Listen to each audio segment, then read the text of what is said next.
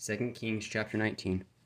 And it came to pass when King Hezekiah heard it, that he rent his clothes and covered himself with sackcloth, and went into the house of the Lord. And he sent Eliakim, which was over the household, and Shebna the scribe, and the elders of the priests, covered with sackcloth, to Isaiah the prophet, the son of Amos. And they said unto him, Thus saith Hezekiah, This day is the day of trouble, and of rebuke, and blasphemy, for the children are come to the birth, and there is not strength to bring forth. It may be, the Lord thy God shall hear all the words of Rabshakeh, whom the king of Assyria his master hath sent to reproach the living God, and will reprove the words which the Lord thy God hath heard. Wherefore lift up thy prayer for the remnant that are left. So the servants of King Hezekiah came to Isaiah, and Isaiah said unto them, Thus shall ye say to your master, Thus saith the Lord, Be not afraid of the words which thou hast heard, with which the servants of the king of Assyria have blasphemed me. Behold, I will send a blast upon him, and he shall hear a rumor, and he shall return to his own land, and I will cause him to fall by the sword in his own land. So Rabshakeh returned and found the king of Assyria warring against Libnah, for he had heard that he was departed from Lachish. And when he heard it of Tirhakah, king of Ethiopia, behold, he is come out to fight against thee. He sent messengers again unto Hezekiah, saying, Thus shall ye speak to Hezekiah, king of Judah, saying, Let not thy God, in whom thou trustest, deceive thee, saying, Jerusalem shall not be delivered into the hand of the king of Assyria. Behold, thou hast heard what the kings of Assyria have done to all lands by destroying them utterly, and thou shalt be delivered. Have the gods of the nations delivered them, which my fathers have destroyed, as Gozan and Haran and Rezeph, and the children of Eden, which are in the Lazar? Where is the king of Hamath, and the king of Arpad, and the king of the city of the Sevarian, of Hena and Iva?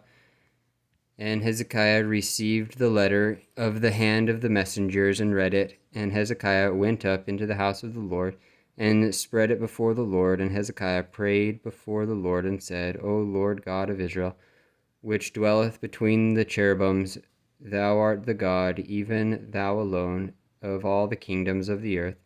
Thou hast made heaven and earth. Lord, bow down thine ear, and hear, O Lord, thine eyes, and see, and hear the words of Sennacherib, which hath sent him to reproach the living God. Of a truth, Lord, the king of Assyria, have destroyed the nations of their lands, and have cast their gods into the fire, for they were no gods, but the work of men's hands, wood and stone. Therefore they have destroyed them. Now therefore, O Lord our God, I beseech thee, save thou us out of his hand, that all the kingdoms of the earth may know that thou art the Lord God, even thou only. Then Isaiah the son of Amos sent to Hezekiah, saying, Thus saith the Lord God of Israel, that which thou hast prayed to me against Sennacherib, king of Assyria, I have heard. This is the word that the Lord hath spoken concerning him.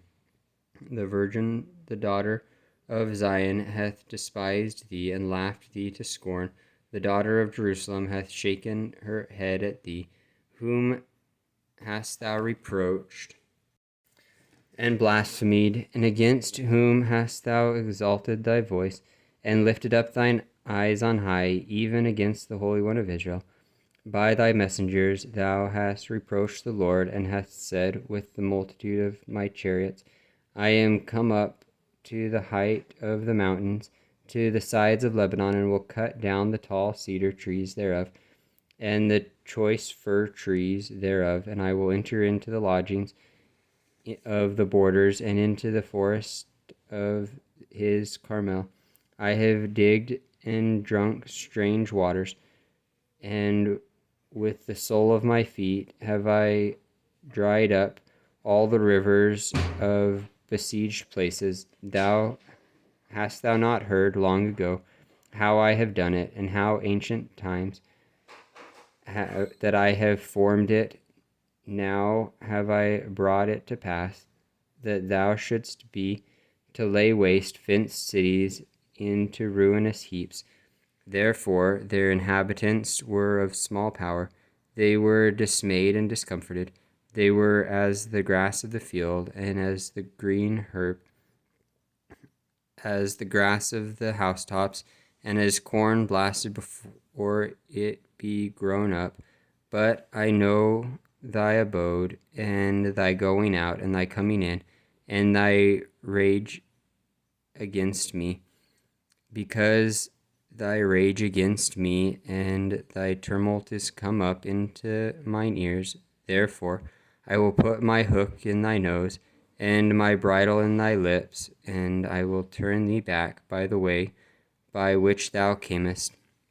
And this shall be a sign unto thee: ye shall eat this year such things as grow of themselves, and in the second year that which springeth of the same, and in the third year sow ye, and reap, and plant vineyards, and eat of the fruit thereof. And the remnant that is escaped of the house of Judah shall yet again take root downward, and bear fruit upward. For out of Jerusalem shall go forth a remnant, and they shall escape out of Mount Zion.